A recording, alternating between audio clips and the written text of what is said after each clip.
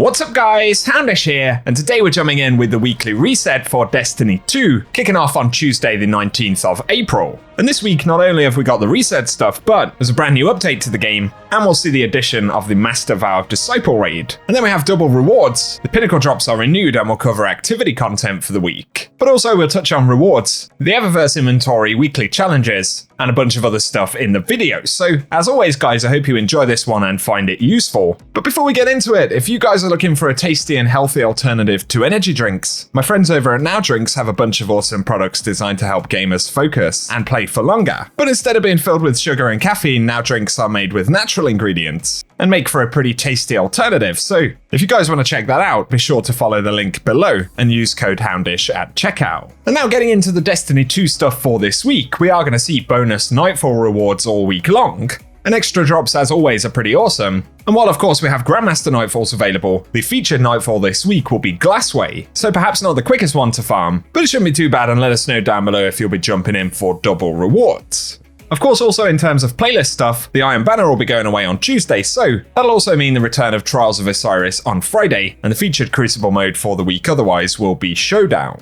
Another thing to mention before we talk about any more gameplay stuff, but we are going to get a new game update for Destiny 2, and this will be update 401, and that'll be rolling out after a short 15-minute downtime on Tuesday immediately before the reset kicks off. And so the patch will also drop at the daily reset time, and I'll keep you guys posted with full patch notes as always, but some of the highlights include that for weapon crafting, Bungie are adding a new consumable item that allows us to view all of our element counts, and we'll be able to pick this up via the relic conduit. On top of this, once all 25 artifact mods are unlocked, resets on those mods will be free moving forward, but also for abilities, they've fixed problems where Devour would sometimes grant less buff time if multiple targets were killed in quick succession, and they added extra aim assist targeting to enemy Axiom Bolt's secondary projectiles to help players hit them when they're being chased. And so a brief sample of some of the changes that we'll see, and I'll keep you guys posted with extra details when the patch notes drop. Also this week though, we are going to see the Master VOW of the Disciple raid, and as always we can expect additional rewards in there, including the Adept weapons. So it will be cool to see exactly how the VOW weapons work. By the looks of things, they're probably going to come with curated roles of some sort, and we're not sure if they'll factor into the crafting system whatsoever, but definitely there'll be some interesting elements that Bungie try and entice players in to go and grab those weapons. Then there are some additional things like some of the Triumph drops, including the Gouging Light Exotic Sparrow for completing the Master difficulty version of the raid.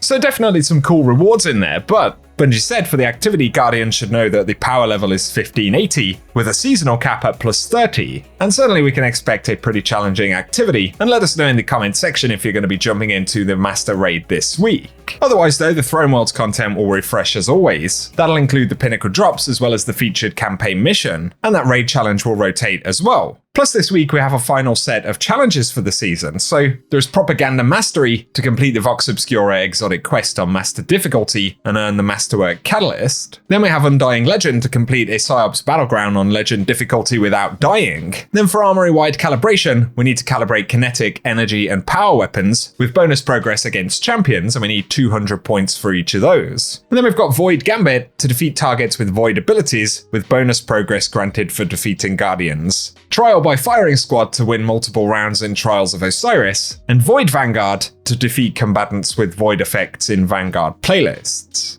Once again, this is the final set of new challenges that we're going to see inside of this season, and of course for the remainder of the season, until later on in May, we'll have time to catch up with any that we haven't completed yet. Here though, let's get on to the Eververse store for the week. And we have the exotic emote, Turn the Tables. That'll be available for 3,250 Bright Dust. It is a new one for this season. Then we have the Knucklebug exotic ship. That's 2,000 Bright Dust, as well as the Signal Intercept Transmat effect, which will be 450 Bright Dust, and the featured shader is a new one for this season, and that's Heat Shielded, which as always is 300 Bright Dust. Next though, we've got the Glimmering Gunslinger exotic emote, and that's 3,250 Bright Dust, plus the Force Squad Stance rare emote, and that'll be 400 Bright Dust. And for some of the exotic stuff, we have the Bel Air Shell, that's 2,850 Bright Dust this week, plus the Synchrotron Advancer exotic ship, which will be 2,000 Bright Dust. Then we have some Witch Queen exotic armor ornaments here. So firstly, the Tikeli Lee ornament for Star Eater scales for hunters. These are 1,500 Bright Dust this week.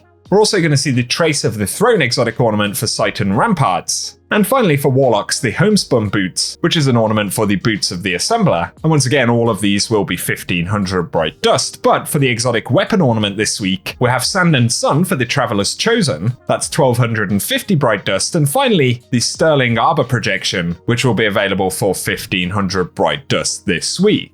And so then the very final bits of content include the Vault of Glass, and the challenge this week will be Ensemble's Refrain, which is Atheon Challenge, and so Corrective Measure Time Lost will be the featured drop. But if you're after the Ascendant Challenge in the Dreaming City, Keep of Owned Edges will be the challenge, which is accessed via Harbinger's Seclude. So if you want some gameplay of how to find the entrance for that one this week, we'll run it out at the end of the video. But otherwise, guys, that's everything that we have to talk about today. So as always, I hope the video has been useful, and if it has, a rating below really does help us out on the channel. Also, if you're new around here, be sure to get subscribed if you want to be kept up to date with everything related to the game. But as always, I appreciate you guys tuning in, and whatever you get up to, I hope you have an awesome day.